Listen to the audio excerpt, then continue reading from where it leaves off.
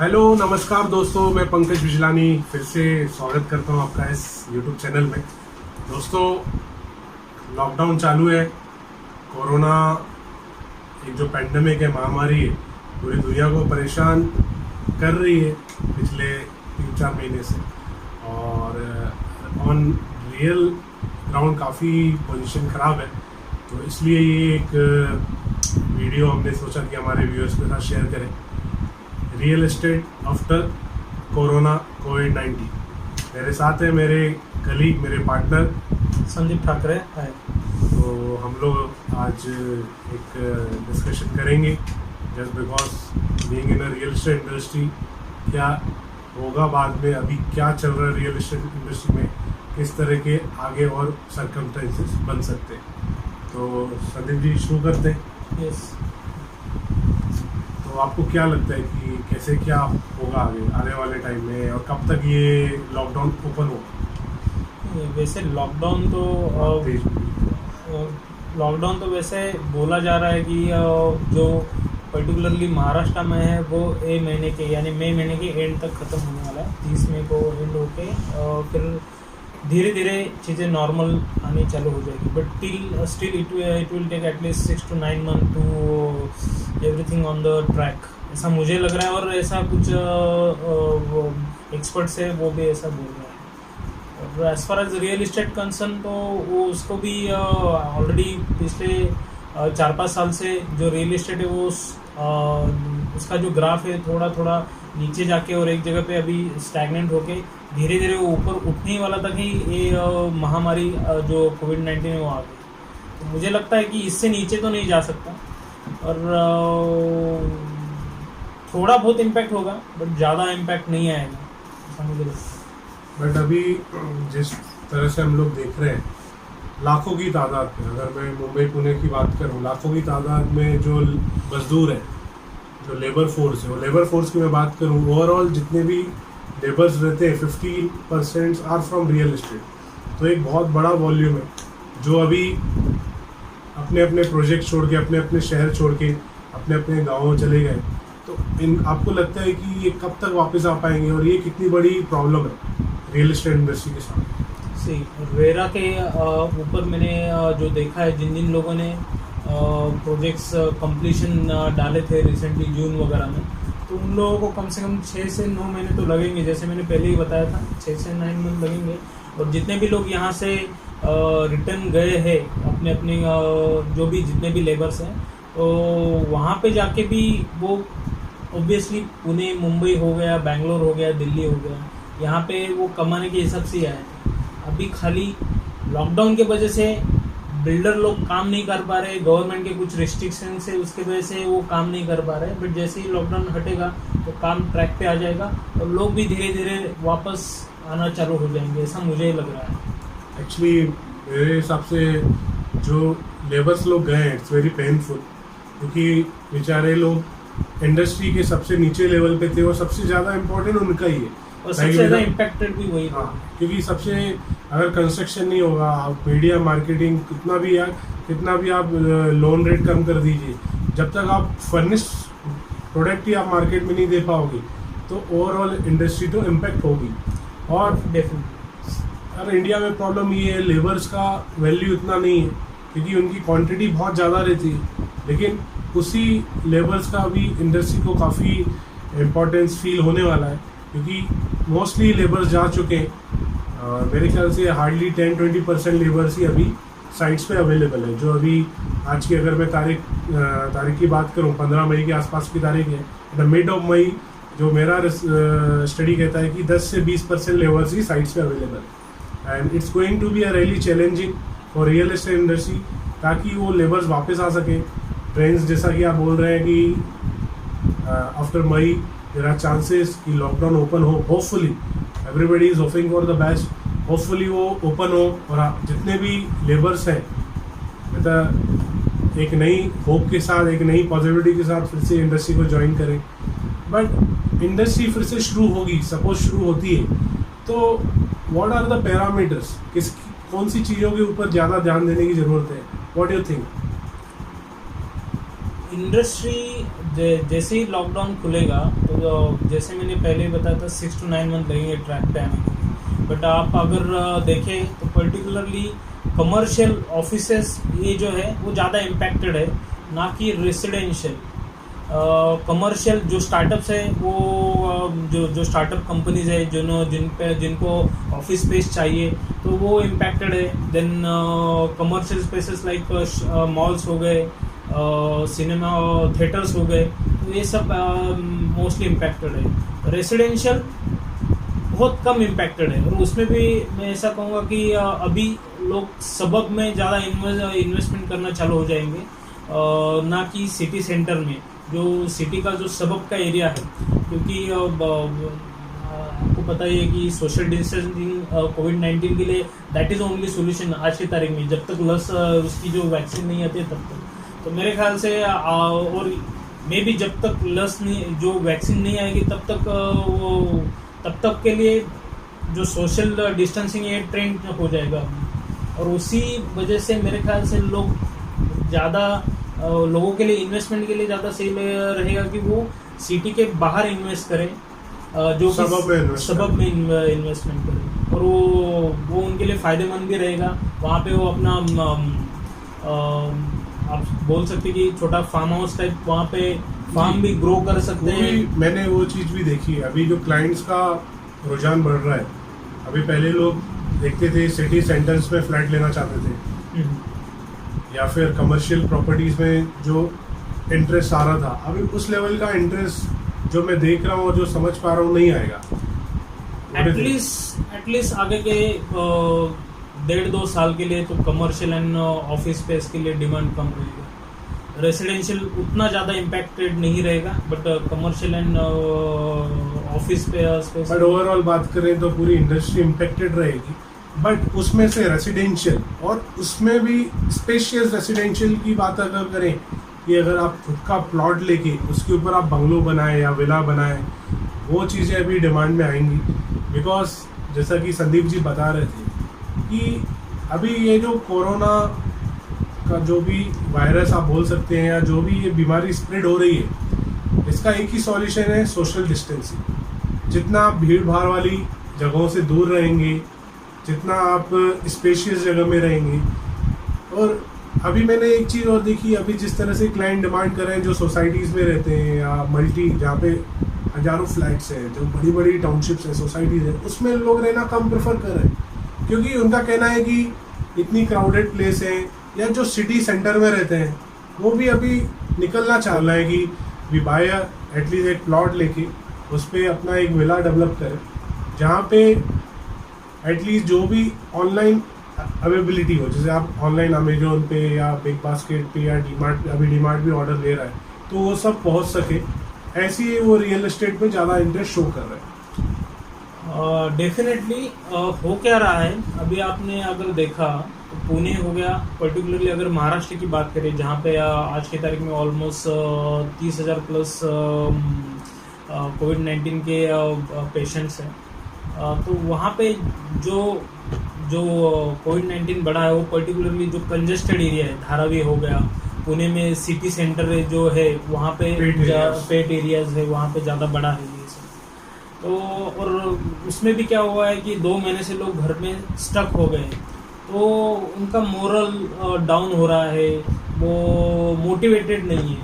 तो इसीलिए आने वाले फ्यूचर में लोग ज़्यादा प्रेफर करेंगे कि उनका जो रहने की जो उनका रहने की जगह है वो सिटी के सबब में हो और स्पेसियस हो, ऐसा वो प्रेफर करेंगे। मैं मेरा पर्सनल एक्सपीरियंस शेयर करूँगा। अभी मैं ई पास लेके 11 तारीख को पुणे में आया, बट मैं मेरे फ्लैट से बाहर ही नहीं निकल पा रहा हूँ।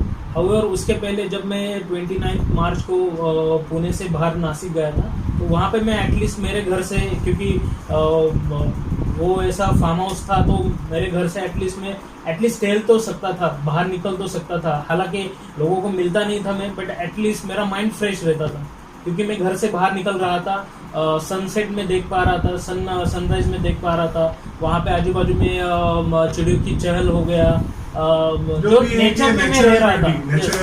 एग्जैक्टली यहाँ पे हो क्या रहा है कि आपके पास जॉब नहीं है, आप घर पे हो, और फिर उसमें क्या है कि आपने अगर लास्ट 2 महीने में देखा रहेगा तो फैमिलीज में डिस्प्यूट बहुत हो रहे हैं। क्योंकि कैसा है कि कोई भी इंसान हो, अरे वो कंटिन्यूसली एक ही जगह पे रहेगा और उसके सामने ज़्यादा ऑप्शन भी नहीं रहेंगे लोगों से बात करने की, तो एक फ्रस्ट्रेशन एक डेवलप होता ही है। और वो एक मतलब एक खुला वातावरण जहाँ पे जैसे आपने बताया सन राइज हो रहा है, सनसेट हो रहा है, या एक ओपन स्पेस हो जहाँ पे आप थोड़ा सा अगर किसी को खेलने का भी हैबिट है या थोड़ा वो टहल सके या जॉगिंग कर सके, वो सब चीज़ें ज़रूरी हैं। और वैसा अगर आप कुछ देख रहे हैं तो being in land industry we can develop, और हम लोग काफ़ी क्लाइंट्स के लिए डेवलप कर भी रहे हैं। यू कैन बाय 10,000 और 20,000 square feet of land and सबब ऑफ पुणे, एंड वहाँ पे आप ऐसा कुछ कर सकें, राइट। यस।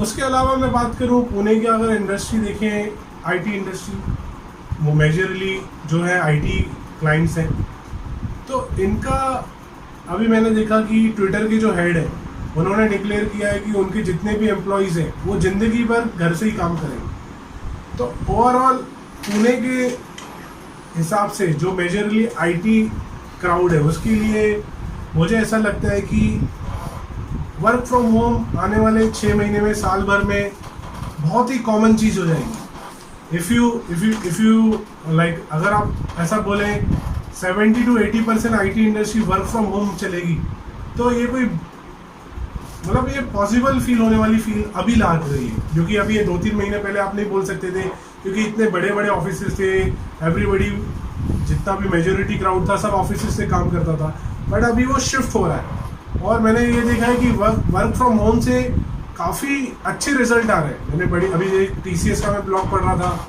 उनका कहना है कि वर्क फ्रॉम होम से ज़्यादा इफिशिएंटली काम हो रहा है। आपका क्या कहना है? Definitely actually work from home एक कंसेप्ट तो कोविड-19 के पहले से भी थी, बट कोविड-19 की वजह से काफ़ी बड़े पैमाने पे बढ़ी है और लोगों को उसके रिजल्ट भी दिख रहे हैं। But when you are doing work from home, मेरे ख्याल से आपके लिए वो घर उस तरफ का होना चाहिए, वो माहौल उस तरह का होना चाहिए, आप मोटिवेटेड रहने चाहिए काम करने के लिए भी, और फैमिली में भी वो हैप्पीनेस चाहिए। तो उसके लिए आपका जो भी हो, घर है, बंगलो है, वो ऐसे लोकेलिटी में चाहिए कि जहाँ पे ज़्यादा भीड़ भाड़ ना हो, पोल्यूशन फ्री हो, और आपके हेल्थ के लिए भी अच्छा हो, जहाँ पे आप अच्छे सब्जियाँ भी ग्रो कर सकें। तो ऐसा उस हिसाब से चाहिए, ऐसा मेरा मानना है। और वो ट्रेंड अभी आगे जाके बढ़ेगा। लोग ज़्यादा, इसीलिए मैंने बोला कि work from home will be directly impacted housing as well, because लोग ज़्यादा अभी प्रेफर करेंगे सिटी के बाहर रहने के लिए, सिटी सेंटर से 10-20 किलोमीटर के रेडियस में। यस। और स्पेशियस, मतलब ज़्यादा कंजेस्टेड नहीं, जहाँ पे आप एटलीस्ट एक रूम अपना वर्क स्टेशन भी बना सकें, जहाँ पे आप दूसरी अपनी हॉबीज़ के रिलेटेड एक्टिविटी कर सकें। एंड ओवरऑल आप देखें, जैसे दूसरी इंडस्ट्रीज जो देखिए, रियल एस्टेट इंडस्ट्री की अच्छी बात ये है, रजिस्ट्रेशन आता है, प्राइस 5 से 10% नीचे आते हैं, लेकिन आप देखेंगे बिल्डर्स हो गए या जो रीसेल प्रॉपर्टी या डेवलपर हो गए, उस लेवल का ड्रास्टिक चेंज नहीं आता। मतलब अगर आप दूसरी इंडस्ट्रीज को देखें, जैसे मैं एंटरटेनमेंट इंडस्ट्री का देख रहा था, PVR एंड आइनोक्स, मतलब वो काफ़ी बुरी हालत में, या एविएशन इंडस्ट्रीज आप इंडिगो देख लीजिए, या वो उतना ज़्यादा इम्पैक्ट रियल एस्टेट पे मतलब दूसरे रिसेशन में भी नहीं आया है। अगर मैं 2008 की भी बात करूँ, ठीक है, सेल कम हो गई थी, बट बिल्डर्स ने अपने प्राइस कम नहीं किए थे, या फिर जो ओवरऑल मार्केट रेट है लैंड का हो गया या फ्लैट का हो गया, वो उस लेवल से नीचे नहीं आया कि जो आना चाहिए था, जिस तरह से मार्केट डाउन हुआ था।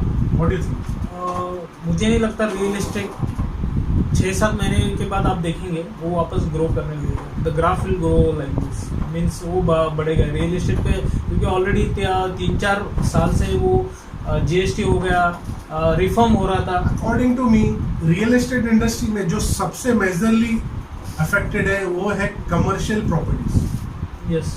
एंड स्पेशली आप देखेंगे कमर्शियल प्रॉपर्टीज क्यों अफेक्टेड है, क्योंकि अभी लोग ज़्यादा बाहर इसलिए नहीं निकलेंगे क्योंकि सोशल डिस्टेंसिंग का एक नियम अभी वो पालन करेंगे, एवरीबडी ट्राई टू फॉलो। उसमें क्या होगा, जितने भी होटल इंडस्ट्रीज के कमर्शियल हैं वो बैडली इम्पैक्ट होंगे, बैडली मतलब बैडली, अभी आप देखेंगे जैसा कि हमारे ऑफिस के नीचे भी डोमिनोज है, they are only and only focusing on delivery. किसी को अब वो बैठाने का या अपने रेस्टोरेंट में लाने का अभी तक वैसा कुछ ना एटमॉस्फेयर बनता दिख रहा है, ना इजीली बनेगा according to me. And apart from that, जैसे जितनी भी बड़ी कंपनीज हैं जो कमर्शियल हायर करती हैं या रेंट पे लेती हैं, अभी वो वर्क फ्रॉम होम करेंगी तो उनका जो कमर्शियल स्पेस है वो ज़्यादा अभी लेना पसंद नहीं करेंगी, या everybody will try to do it from home only. तो मुझे ऐसा लगता है जो कमर्शियल प्रॉपर्टीज हैं, छोटी हो या बड़ी हो, सब पे एक बहुत ही एडवर्स इफेक्ट आएगा। What do you think? इसमें मैं ऐसा ऐड करना चाहूँगा कि जैसे आपने बताया कि पर्टिकुलरली जो मॉल्स हो गए, थिएटर्स हो गए और कमर्शियल स्पेस हो गए और इवन ऑफिस स्पेसेस जो है या फिर जितनी भी आईटी कंपनीज है वो अपनी जो स्पेस है वो कम से कम रखना पसंद करेंगे, क्योंकि वर्क फ्रॉम होम वो ऑप्ट कर रहे हैं अभी। और उसके बाद जो लोग वर्क फ्रॉम होम करने वाले हैं, जो भी एम्प्लॉयज़ है, तो वो उनका प्रेफरेंस अच्छे घर के लिए होगा। उसमें अगर आप सिटीज़ में लेने के लिए जाते हो तो फ्लैट्स के रेट आज काफ़ी हाई, वो सबब में जाएंगे तो उनको उसी प्राइस में बड़ा लैंड मिलेगा और उसमें वो अच्छा खासा घर कंस्ट्रक्ट कर सकते हैं और विथ वो उनका गार्डन और अच्छा डेवलपमेंट कर सकते हैं, जहाँ से वो वर्क फ्रॉम होम कर सकते हैं और वहाँ पे वो रहना पसंद भी करेंगे, वहाँ से काम करना भी पसंद करेंगे। तो फ्रेंड, जैसा कि मैं फिर से अभी बताना चाहूँगा, we are into this field only. जैसे सेकेंड होम हो गए, या इवन आज का एक कल्चर चल रहा है कि एज अ सेकेंड होम कुछ स्पेशल फीचर्स भी आ रहे हैं, जैसे कंटेनर होम्स आप बोल सकते हैं, या विलास चल रहे हैं। तो उस तरह का भी आप इंक्वायरी कर सकते हैं जो नंबर फ्लैश हो रहा है। We will specially customize for you on 10,000 square feet. उसमें आप अपना personal swimming pool, personal garden, या इवन अगर आप बड़ा प्लॉट लेते हैं तो अपना पर्सनल ऑर्गेनिक फार्मिंग भी कर सकते हैं। एग्जैक्टली। इवन हमारे कुछ क्लाइंट्स हैं जिन्होंने 1 एकड़ 2 एकड़ का लैंड लिया है, एंड वी प्रोवाइडेड देम, वहाँ के जो आसपास के लोग हैं जो ऑर्गेनिक फार्मिंग में भी उनकी हेल्प करते हैं, and they are like taking vegetables from their own farm. या एक एक्टिविटी भी आपके लिए, लाइक अगर आपका वर्क फ्रॉम होम होता है, आपको ज़रूरी नहीं रोज़ ऑफिस जाना पड़ेगा, everything will B deliver at the home, but आपका घर में वो सारी फैसिलिटीज़ हो ताकि आप बोर ना फील करें, या एक एक्टिविटी बनी रहे और एक हेल्दी लाइफ बनी रहे। What do you think? कैसा होगा आप अगर ऑर्गेनिक फूड खुद ने ग्रो किया हुआ खाएंगे तो कैसा रहेगा आपका? सिंपल सी बात है, हम जब अब आज की तारीख में, आज जब मैं बाहर निकलता हूँ फ्रूट्स लेने के लिए, वेजिटेबल्स लेने के लिए, तो मैं खुद ही अनसिक्योर फील करता हूँ। मुझे पता नहीं कि वो फ्रूट्स को कितने लोगों ने हाथ लगाया है, वो जो चीज़ मैं बाय कर रहा हूँ उसको कितने लोगों ने उसको टच किया रहेगा। तो क्यों ना मैं मेरा एक फार्म हाउस और उसमें मैं खुद का ग्रो करूँ, वो भी ऑर्गेनिक, उसमें ना ज़्यादा पेस्टिसाइड ये यूज़ किए होंगे और वो उसको ना कोई टच करेगा, और मैं खुद ग्रो करके it will be like my doing work from home, it will be my another hobby, I can grow my own plants as well. और आजकल जो आप देखेंगे कितने, जैसे आप बता रहे थे कि मिक्सिंग हो रही है, आज आपको कोई भी चीज़ प्योर नहीं मिलती है, हर चीज़ में मिक्सिंग होती है, कहीं पे वेजिटेबल्स में कलर्स मिलाते हैं, दवाइयाँ लगाते हैं, वो सब भी हेल्थ को काफ़ी नेगेटिव इम्पेक्ट करते हैं। अगर आप अफोर्ड कर सकते हैं, सपोज यू कैन बाय 1 एकड़ ऑफ लैंड, उसमें आपका एक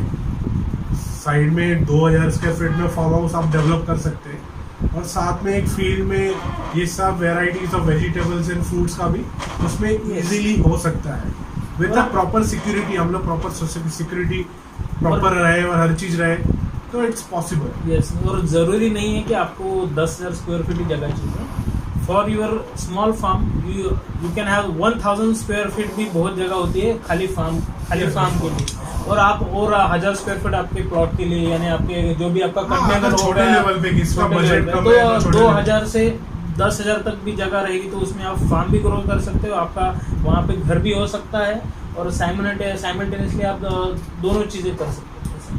overall spacious real estate, residential spacious real estate की वैल्यू बढ़ेगी आफ्टर कोविड-19। एंड मैं एक चीज़ और गवर्नमेंट को रिक्वेस्ट करना चाहूँगा, जितने भी लेबर्स हैं भले वो रियल एस्टेट इंडस्ट्री के हों या ऑटोमोबाइल इंडस्ट्री के हों या फिर मैन्युफैक्चरिंग इंडस्ट्री के हों, प्लीज़ लेबर्स का एक विशेष ख्याल रखा जाए।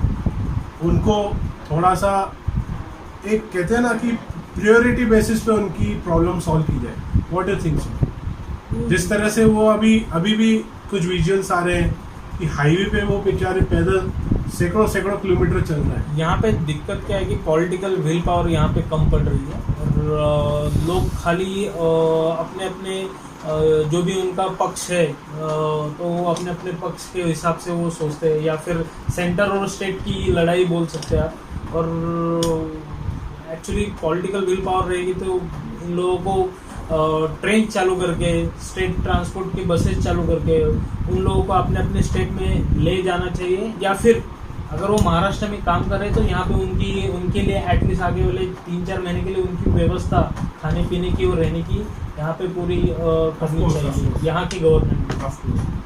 एंड अपार्ट फ्रॉम दैट, अगर मैं मेजोरिटी उसकी बात करूँ, मिडिल क्लास, अभी बहुत सारे लोगों ने लोन लिया हुआ है, बहुत सारे लोग रेंट पे रह रहे हैं, बहुत सारे लोगों की ऐसे भी लोग हैं जिन्होंने लोन लिया है, रेंट पे रह रहे हैं और उनकी जॉब खतरे में आ गई है। तो उनके लिए भी मैं गवर्नमेंट को रिक्वेस्ट करूँगा कि उनकी एटलीस्ट 2-3 महीने की जो भी EMI है या रेंट है वो गवर्नमेंट की तरफ से सपोर्ट होना चाहिए। ऑफ कोर्स देखिए अभी जो पैकेजेस आ रहे हैं, रेपो रेट कम हुआ है, आई अप्रिशिएट दैट, उससे कहीं ना कहीं मिडिल क्लास लोगों का थोड़ा सा बर्डन कम हुआ है। बट अगर ये कोविड-19 आगे बढ़ता है तो मुझे लगता है कि गवर्नमेंट को डायरेक्टली 3 महीने की या 3 महीने का रेंट या 3 महीने की EMI उसका बियर गवर्नमेंट को देखना चाहिए, स्पेशली जो 7-8 लाख के नीचे कमाते हैं। व्हाट यू से? I am not talking about जो 10 लाख के ऊपर कमाते हैं, 20 लाख कमाते हैं, 25 लाख साल में कमाते हैं, दे कैन अफोर्ड, उनके पास उतना रहेगा। सेविंग। बट जिनका मिडिल क्लास में आते हैं और जिनके पास इतना सेविंग नहीं है, जिनका ITR आप देखेंगे तो 6-7 लाख के नीचे, वो 3 लाख भी हो सकता है, 4 लाख भी हो सकता है, उनको गवर्नमेंट को स्पेशल हेल्प करनी चाहिए। What do think so? हालांकि अभी RBI ने बोल के वैसे तो 3 महीने का उन्होंने जो EMI है वो पोस्टपोन किए हैं। उसमें कोई आपको प्रिंसिपल जो अमाउंट है वो यानी इंटरेस्ट तो लगेगा आपको, बट एटलीस्ट 3 महीने की आपको राहत तो मिल रही है। और जितना भी कर सके वो करना चाहिए। हो सके तो जो लेबर क्लास है पर्टिकुलरली उनके बारे में बोलूँगा कि उनके डायरेक्ट अगर अकाउंट में पैसे जाते हैं तो ज़्यादा सही रहेगा। डायरेक्ट अकाउंट में अगर फंड्स जाएंगे तो वो एटलीस्ट सर्वाइव हो सकते हैं। जैसे आपने अभी बताया, पंकज ने जैसे बताया कि बहुत से लोग अभी हाईवे से चल के जा रहे हैं क्योंकि उनके पास इवन ट्रैवल करने के लिए आज के लिए देखिए मैं तो इतना बेसिक लेवल पे सोचता हूँ। देखिए कैसा है, लेबर्स को हम लोग जब देखते हैं वो पूरा ही तरह से लगे रहते हैं और हर चीज़ मतलब उसके उनके ऊपर ही डिपेंड है और वही इस तरह से सफ़र होंगे तो हम बोल नहीं सकते हैं कि कितना बड़ा सेटबैक होने वाला, क्योंकि उनका कॉन्फिडेंस जीतना बहुत ज़रूरी है, गवर्नमेंट को भी और रियल एस्टेट इंडस्ट्री को भी। और जिस तरह से वो पैदल जा रहे हैं, आई थिंक ये काफ़ी सोचने वाली बात है और इसमें गवर्नमेंट को इमीडिएट बेसिस पे कुछ ना कुछ डिसीजन तो ले रही है। जैसे अभी श्रमिक ट्रेन्स भी चालू हुई हैं, बट उनका विशेष ध्यान रखा जाए। जिस तरह से वो इतने अच्छे तरीके से वो गए नहीं हैं, अगर जब वो वापस आए तो उनके लिए एक विशेष अरेंजमेंट होना चाहिए and it should be comfort arrangement, वो आराम से आ सकें। और उनके लिए मैं कहूँगा कि अलग से डिपार्टमेंट बनना चाहिए जो फोकसली उनके ऊपर काम करे। इवन मैं रियल एस्टेट के अगर कुछ अथॉरिटी सुन रहे हैं तो मैं उनको भी कहूँगा कि they can take some stand, government के सामने स्टैंड लेना चाहिए। रेरा की अथॉरिटीज़ हो गई या डायरेक्ट को हो गई या जितनी क्रेडाई की अथॉरिटी हो गई, उनको इस तरह के स्टैंड्स लेने चाहिए। स्पेशली जो लेबर फोर्स है उनका थोड़ा सा ध्यान रखना चाहिए, क्योंकि अगर लेबर फोर्स आ गए वापस उस कॉन्फिडेंस में, देखिए लॉकडाउन तो ओपन होगा, everything will be try to come down on the track. अगर लेबर्स वापस आ जाते हैं तभी ये इंडस्ट्री उसी तरह से रन हो पाएगी और everything will B normal. What is it? मुझे ऐसा लग रहा है कि अभी जो लोग जा रहे हैं, अगर जैसे अभी वो कोविड-19 के लिए अभी मैंने जैसे बीच में सुना कि Wankhede stadium will be open for कोविड-19 के पेशेंट के लिए ओपन कर रहे हैं इतना बड़ा एरिया। साइमल्टेनियसली पुणे में भी जो बालेवाड़ी एरिया है वो कोविड-19 के पेशेंट के लिए ओपन करे बालेवाड़ी। अगर जो लेबर सफ़र है उनके लिए अगर ऐसी कोई रहने के लिए जगह और खाने पीने का इंतज़ाम किया जाए तो लोग यहाँ से छोड़ के नहीं जाएंगे।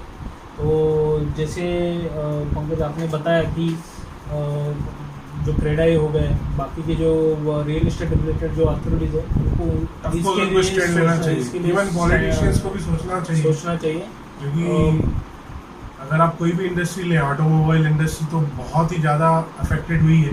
और मुझे लगता है कि इसके लिए खाली विल पावर की ज़रूरत है, क्योंकि बहुत सारी इन्वेंट्री कमर्शियल्स की वगैरह खाली है, वहाँ पे भी उनकी रहने की व्यवस्था हो सकती है। Apart from that, I would like to add about the real estate in particular. जो भी हम देख रहे हैं कि जो लॉकडाउन है इसका इफेक्ट आप देख सकते हैं कि शेयर मार्केट और आपका जो म्यूचुअल फंड्स है उसके ऊपर भी हुआ है। और उसके वजह से अभी लोगों का कॉन्फिडेंस धीरे धीरे जो म्यूचुअल फंड्स में लोग इन्वेस्ट कर रहे थे या फिर इक्विटी फंड्स में वगैरह इन्वेस्ट कर रहे थे, वहाँ से उनको उतने रिटर्न्स नहीं मिल रहे। तो अभी मुझे ऐसा लग रहा है कि लोग रियल इस्टेट के बारे में वापस सोचेंगे और उसमें ज़्यादा से ज़्यादा इन्वेस्टमेंट करेंगे। हम जिस एरिया में हैं, पर्टिकुलरली मैं हिंजौड़ी की बात अगर करूँ तो यहाँ पे भी बहुत सारे आईटी एम्प्लॉयज़ हैं, वो प्रेफर करते हैं म्यूचुअल फंड और शेयर मार्केट में इन्वेस्टमेंट करना। और वो खुद इवन ऐसा सोचते हैं कि मैं खुद रेंट पे रहूँ और जो मेरी सेविंग्स आ रही है वो म्यूचुअल फंड और इसमें मैं इन्वेस्ट करूँ। मेरे ख्याल से वहाँ से अभी वो लोग देखेंगे कि उतना रिटर्न्स नहीं आ रहे, तो लोग सोचेंगे कि आगे रियल एस्टेट में इन्वेस्टमेंट करें। देखिए, एक पॉजिटिव पॉइंट तो है रियल एस्टेट में, कितना भी रिसेशन आ जाए, कितना भी सेटबैक आ जाए, आपका जो प्राइस है 5-10% के ऊपर मूव नहीं होता, अगर नीचे नहीं आता है 10%। अभी आप देख सकते हैं जितने भी बिल्डर्स हैं, जितने भी लैंड ओनर्स हैं, जो भी प्लॉट्स हो रहे हैं, मतलब ओवरऑल मैं इंडिया का ट्रेंड बता रहा हूँ, 5-10% रियल एस्टेट में नीचे आए और इक्विटीज़ वगैरह उनकी बात करेंगे तो बहुत ही ज़्यादा हालत ख़राब है। और मतलब कैसा है कि real estate is much safer in terms of other investments. और रियल एस्टेट में भी आप अगर प्लॉट में इन्वेस्टमेंट करते हो तो वहाँ से मैक्सिमम रिटर्न्स आने के चांसेस। तो आई थिंक ये जो डिस्कशन था काफ़ी व्यूअर्स के लिए फ्रूटफुल रहा होगा। Anything you want to add Sachin ji? नहीं, मैं इतना ही कहूँगा, जब तक लॉकडाउन है तब तक स्टे होम, स्टे सेफ, इतना ही नहीं। Okay viewers, thank you for watching और आई होप आपको कुछ वैल्यूबल मिला रहेगा इस वीडियो से। एंड अभी तक आपने इस चैनल को सब्सक्राइब नहीं किया है तो सब्सक्राइब करें, वीडियो को लाइक करें, शेयर करें, ताकि ये जो एक डिस्कशन था लोगों तक पहुंच सके। और घबराइए मत, everything will be all right. अभी ये टेम्पररी जो भी चल रहा है ये ओपन होगा और हर चीज़ प्रॉपरली होगी। It will take some time but hope positive and be safe और थैंक यू फॉर वॉचिंग।